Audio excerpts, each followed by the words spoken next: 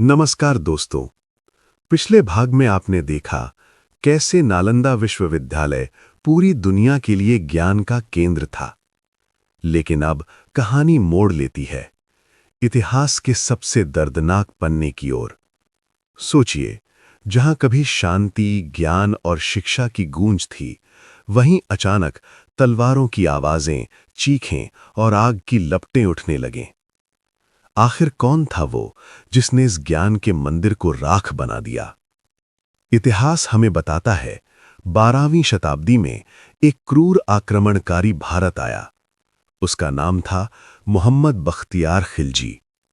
कहा जाता है वो बहुत ही कम पढ़ा लिखा था, लेकिन सत्ता और ताकत का भूखा था। एक दिन वो गंभीर रूप से बीमार पड़ गया। उसके हकीम उसे ठीक नहीं कर पा रहे थे।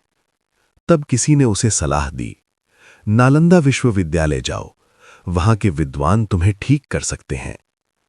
बख्तियार खिलजी मन मारकर नालंदा पहुंचा। वहां के आचार्यों ने बिना किसी भेदभाव के उसका इलाज किया और कुछ ही दिनों में वो पूरी तरह ठीक हो गया। लेकिन यहीं से कहानी बदल जाती है। कहते हैं, जब उसे पता चला कि नालंदा के विद्वान उसके हकीमों से कहीं अधिक ज्ञान रखते हैं, तो उसके अंदर अहंकार और जलन पैदा हो गई। उसे ये बर्दाश्त नहीं हुआ कि भारत के विद्वान उससे ज्यादा शक्तिशाली ज्ञान रखते हैं। और फिर उसने एक खौफनाक फैसला लिया। एक रात अचानक नालंदा विश्वविद्यालय पर हमला हुआ। तलवारें, घोड़ों की टापें और चीखों से पूरा परिसर गूंज उठा। निर्दोष भिक्षुओं और आचार्यों को मार दिया गया। और फिर सबसे बड़ा अपराध हुआ। नालंदा की विशाल लाइब्रेरी को आग के हवाले कर दिया गया।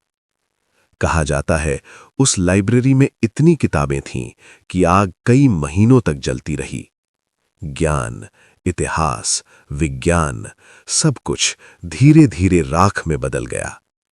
उस दिन सिर्फ एक विश्वविद्यालय नहीं जला था, बल्कि भारत का एक पूरा स्वर्णिम युग खत्म हो गया था। नालंदा का विनाश आज भी हमें ये सिखाता है कि ज्ञान सबसे बड़ी शक्ति होता है और अज्ञान सबसे बड़ा विनाश।